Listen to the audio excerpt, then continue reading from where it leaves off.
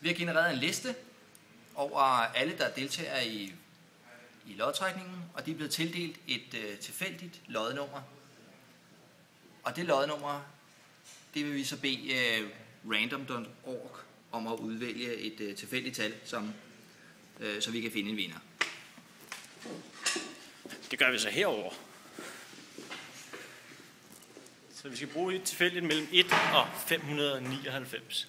Man kan gå ind på random.org og se noget om, hvor tilfældigt det er. Det er noget med, det er baseret på baggrundsstøj fra universet og sådan nogle ting og sager.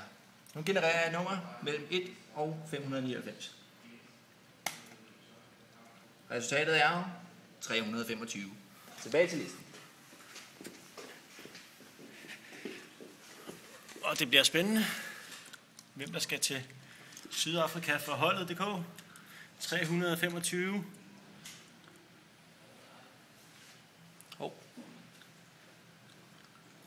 Den var der. Det blev Jørgen Fusgaard. Jørgen Fusgaard. Det er jo fantastisk. Tillykke, Jørgen! Vi ringer dig op. Hej.